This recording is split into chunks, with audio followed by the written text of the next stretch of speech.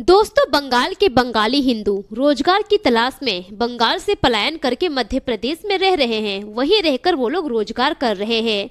अब वहां पर उन लोगों ने ममता सरकार की ऐसी पोल खोली है जिसे अगर मोदी और योगी जानेंगे तो वो लोग भी दंग रह जाएंगे, और अगर आप जानेंगे तो आप भी सोचने पर मजबूर हो जाएंगे कि आखिर बंगाल में बंगाली हिंदू और जितने भी अदर कास्ट के हिंदू हैं वो लोग कैसे रह रहे हैं।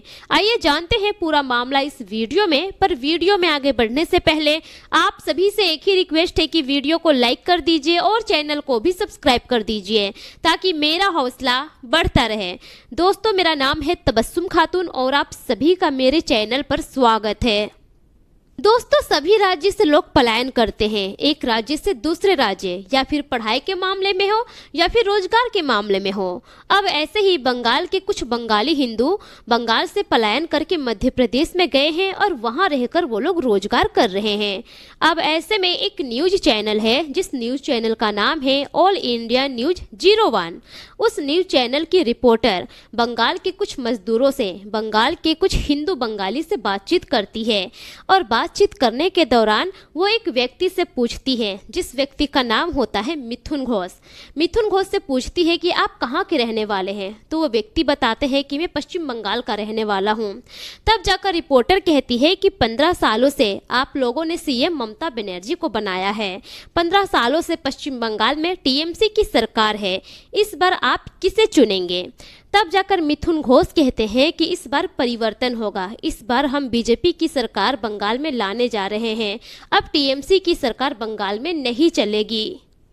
अब इस पर रिपोर्टर फिर से सवाल करती है कि क्यों, वहां पर सब कुछ तो सही चल रहा है, वहां पर हिंदू मुस्लिम में भाईचारा है, सभी लोग मिलजुल कर रहते हैं, ऐसा कहना है ममता बनर्जी का, फिर आप लोग क्यों चाहते हैं कि वहां पर भी बीजेपी की सरकार आए।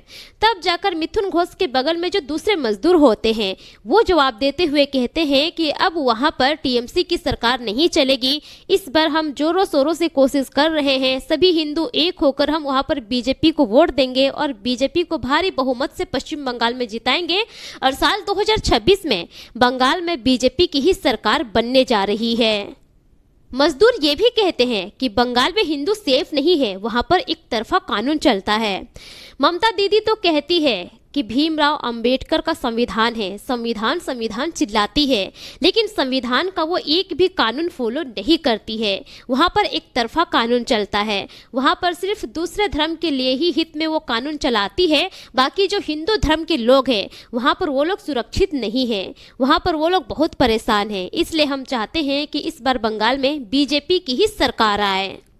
मजदूर ये भी कहते हैं कि एसआईआर चुनाव आयोग ने लागू किया है और कुल 12 राज्य में लागू किया, जिसमें कि पश्चिम बंगाल में भी है।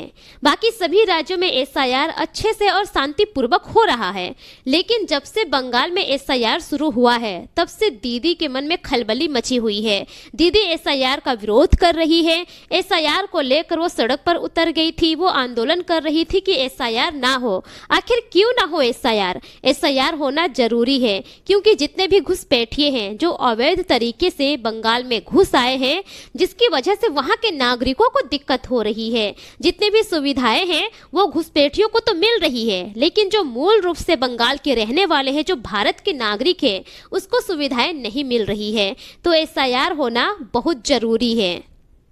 अब इस पर रिपोर्टर सवाल करती है कि आखिर ममता दीदी एसआईआर का विरोध क्यों कर रही है। तब मजदूर जवाब देते हैं वो इसलिए विरोध कर रही है क्योंकि जितने भी घुसपैठिए हैं, जो बांग्लादेशी हैं, रोहिंग्या हैं, वही लोग ममता दीदी का वोट बैंक है। कुल 1.5 करोड़ लोग ममता दीदी को वोट देते हैं, जिससे भारी बहुमत के साथ ममता दीदी पिछले 15 सालों से अपनी सरकार बनाती आ रही है। इस बार एसआईआर हो रहा है और हमें पूरा उम्मीद है कि इस बार ममता दीदी की सरकार गिर जाएगी और बंगाल में भी बीजेपी की ही सरकार बनेगी।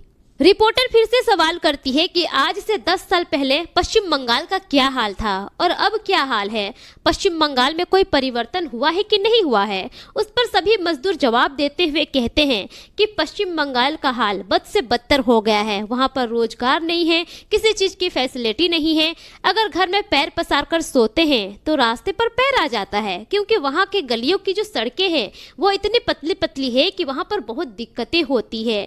इसलिए भी चाहते हैं कि इस बार सरकार गिरे और वहां पर बीजेपी की सरकार बने। मजदूर ये भी कहते हैं कि तरह तरह के दंगे वहां पर होते हैं, सिर्फ जो भी अत्याचार होता है वो हिंदुओं के साथ ही होता है। अब रिपोर्टर पूछती है कि किस तरह के दंगे वहां पर हो रहे हैं, क्या आप बता सकते हैं? तब जाकर मजदूर कहते हैं कि क्या आपने मुर्शिदाबाद वाला दंगा नहीं देखा, आपने मालदा कांड नहीं देखा कि किस तरह से वहां पर कांड हो रहा है, फिर भी आप पूछ रही है कि वहां पर किस तरह से हिंदुओं के साथ अत्याचार हो रहा है। क्या ये सब कम है? ये अत्याचार देखकर ही हम हिंदू फैसला कर रहे हैं कि इस बार बंगाल में बीजेपी की ही सरकार बने। मजदूर तो ये भी कह रहे हैं कि वहां पर जो चुनाव होता है वो गोलियों के दम पर होता है। अगर कोई हिंदू घर से निकल जाए तो पहले ही धमकी दे दी जाती है और कहा जाता है कि खबरदार घर से नहीं निकलना है, और 3 बजे के बाद तो वोट भी नहीं दिया जाता है। उसी में एक मजदूर ये भी कहते हैं कि चुनाव से पहले ही 1 दिन पहले आकर बोल देते हैं कि अगर घर से निकले तो बहुत बुरा हो जाएगा, इतना मारेंगे कि तुम कहीं के नहीं रहोगे। इस तरह से हिंदुओं के साथ वहां पर अत्याचार हो रहा है। वो मजदूर ये भी कहते हैं कि ममता दीदी ने वहां पर गुंडे पाल रखे हैं, सिर्फ गुंडों के दम पर ही वहां पर वो चुनाव जीतती है। रिपोर्टर पूछती है कि आखिर कौन है वो लोग जो इस तरह से दिन दहाड़े जाकर वहां पर दंगा करते हैं, धमकी देते हैं कि वोट नहीं देंगे। मजदूर कहते हैं कि टीएमसी पार्टी के ही कार्यकर्ता है। ममता दीदी ने जो गुंडे पाल रखे हैं वही गुंडे हैं जो इस तरह से धमकी देते हैं। मजदूर ये भी कहते हैं कि जिस तरह से हम जनता ने मिलकर टीएमसी की सरकार बनाई थी, उसी तरह से हम जनता मिलकर, जितने भी हिंदू हैं वो सभी हिंदू मिलकर टीएमसी की सरकार गिरा भी सकते हैं। रिपोर्टर फिर से सवाल करती है महिलाओं को लेकर कि क्या बंगाल में महिलाएं सेफ हैं? अब इस पर कुछ मजदूर कहते हैं कि बंगाल में महिलाएं बिल्कुल भी सेफ नहीं है। हाल ही में आपने दुर्गापुर वाला कांड देखा होगा, उसके बाद अगले साल यानी कि 2 साल पहले ही आपने कोलकाता आरजीकर मेडिकल वाला देखा होगा हाल, कि वहां पर क्या हुआ था एक नर्स के साथ, जो ट्रेनी डॉक्टर थी उसके साथ वहां पर क्या हुआ था। उसके बाद भी आप पूछ रहे हैं कि क्या बंगाल में महिला सेफ है? बंगाल में महिला सेफ नहीं है। वहीं कुछ मजदूर ये भी कहते हैं कि अगर हम बंगाल में खुलेआम बीजेपी का नारा लगा दें, बीजेपी पार्टी का झंडा लेकर घूमें, तो टीएमसी के लोग जो है वो हमें मारते हैं और धमकी देते हैं। हम वहां पर खुलेआम जय श्री राम का नारा तक नहीं लगा सकते। वहीं एक मजदूर ये भी कहते हैं कि अगर ममता दीदी ईमानदारी के साथ मां काली का रूप लेकर वहां पर चुनाव लड़ेगी ना, तो वो इस बार वहां पर चुनाव हार जाएगी और वहां पर बीजेपी की सरकार बनेगी। तो दोस्तों, इस तरह का बयान दिया है पश्चिम बंगाल के बंगाली हिंदुओं ने YouTube news channel all India news 01 पर, और मैंने ये जानकारी, ये वीडियो उन्हीं के चैनल से उठाई है। इस पर मेरी कोई राय नहीं है। अब आप लोग क्या सोचते हैं, आपकी क्या राय है? अपनी राय कमेंट सेक्शन में ज़रूर दीजिए और इस वीडियो को ज़्यादा से ज़्यादा शेयर कीजिए। मिलेंगे फिर एक नई वीडियो के साथ, तब तक के लिए शुक्रिया। जय हिंद।